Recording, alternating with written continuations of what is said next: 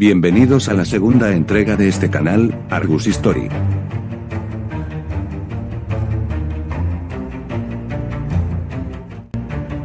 El día de hoy traeremos un hecho que no es muy mencionado. El terremoto del eje cafetero en 1999. Y antes de contar los hechos vamos a repasar nuestro contexto en ese año. ¿Qué acontecía en Colombia en el 99? Habían disminuido levemente los problemas con el narcotráfico pero todavía estaban muy presentes. Las FARC establecían negociaciones con el gobierno de Pastrana. Los paramilitares y guerrilleros combatieron en los Montes de María dejando más de 1000 desplazados. 6 guerrilleros del ELN secuestraron un Folder 50 de Avianca. El 13 de agosto era asesinado el periodista y humorista Jaime Garzón en Bogotá. Sin dejar de lado la crisis del sector de la construcción, que disparó la tasa de desempleo. Sin duda el fin del milenio no fue el mejor año del país. Habiéndonos adentrado en lo que sucedía en Colombia en esa época, remitámonos a los hechos. El 25 de enero del 99 se presentaba un terrible desastre natural que afectó a varios municipios de Quindío, en especial a Armenia. ¿Qué pasó ese día? Transcurría el día lunes cuando a la 1:19 de la tarde se registró un terremoto de 6.5 grados en la escala de Richter, que afectó a más de 28 municipios del eje cafetero. El movimiento sísmico duró 28 segundos y su epicentro fue Armenia. Durante ese mismo día a las 5:40 p.m. se presentó una réplica y los cafeteros sufrieron las consecuencias. Alrededor de 215.000 personas resultaron afectadas de alguna manera, 1.185 personas murieron y 596 desaparecieron. El sismo se sintió en los departamentos de Quindío, Risaralda, Valle del Cauca, Cauca y Tolima. Pero el más afectado fue Quindío, en especial Armenia, donde lugares emblemáticos sufrieron destrucción total llevándose también la vida de muchas personas. La iglesia principal, el barrio Brasilia, el barrio Uribe, gran cantidad de centros de salud, sedes de la fuerza pública entre muchas otras edificaciones. Este hecho causó mucha conmoción, tanto en quienes perdieron a sus seres queridos como en los que tuvieron que vivir ese dramático momento. Como lo podemos ver en el relato de don Hernán Ramírez, quien había llevado a su hijo al trabajo ese día. En esa época era administrador de la Curtimbre Barrientos, en el sector La María, y a la 1:19 de la tarde nos cogió ese sismo que nos sacudió hasta el alma. Como pudimos, evacuamos la fábrica. Miramos hacia el barrio María Cristina y vimos que había mucho polvo. Notamos que faltaba un bloque de apartamentos y entendimos que la magnitud había sido muy grande.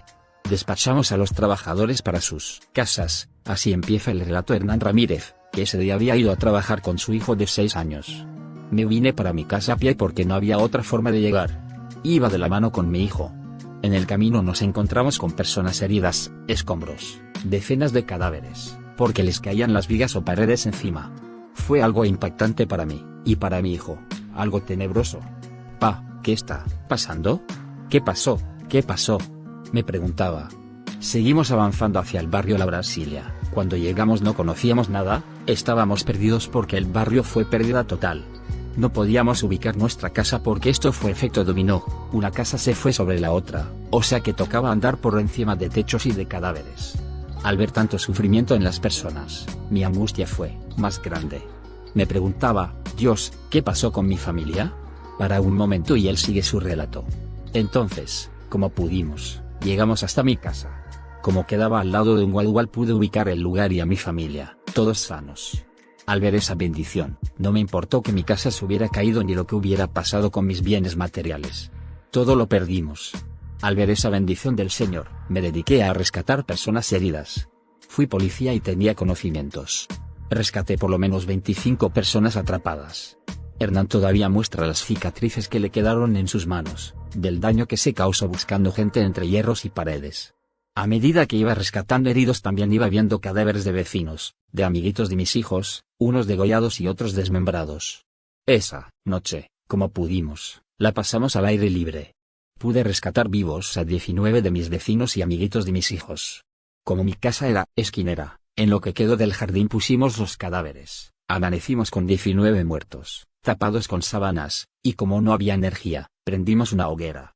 Escuchábamos muchos llamados de auxilio, lamentos de personas que todavía estaban atrapadas. Es que duramos como 5 o 6 días recuperando heridos y cadáveres, rescatando mascotas. Fueron unos días tremendos. Como pudimos, Al cabo de 2 meses, nos organizamos y se nombró una junta de propietarios para que analizar las ayudas y darle orden a los albergues porque se nos estaba viniendo gente que no era del barrio, ni siquiera de Armenia, se vinieron a pescar en Río Revuelto. Minutos después del terremoto y ya estaban llegando a robarnos lo poco que había quedado. Hubo mucha ayuda, pero la estaban logrando esas personas que no tenían nada que ver con la tragedia. Pero, ¿cuáles fueron las causas de este desastre natural? El área de los departamentos afectados presenta un alto riesgo sísmicos debido a la triple unión que ocurre en la esquina de la placa sudamericana, donde las placas de Nazca y placa del Caribe convergen entre ellas. Impacto económico del terremoto. Ante el trágico momento por el que pasaban esos departamentos, el país se solidarizó, el gobierno puso manos a la obra para ayudar a la reconstrucción de los lugares afectados. Además de que se contó con ayuda y donaciones internacionales, incluso se creó un organismo para la administración de los fondos, conocida como FOREC. El gobierno invirtió 1,6 billones en la reconstrucción, amortiguando un poco los daños que en cifras oficiales fueron de 13.000 estructuras industriales afectadas, 95.000 casas destruidas o con algún daño, 800 fincas tuvieron que cerrar. Hoy en día el eje cafetero es uno de los mejores y más bonitos destinos turísticos que tiene Colombia, basando sus principales atracciones en el café.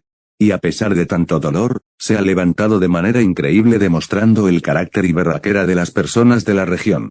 Sin embargo, también debemos mencionar que personas inescrupulosas se han enriquecido ilícitamente con los recursos del sector. Se han presentado varios actos de corrupción a lo largo de los años por parte de los encargados de administrar los recursos. Bueno, eso fue todo por esta semana. Esperamos que les haya parecido interesante la historia que les trajimos. No olviden suscribirse y dejar su like. Gracias.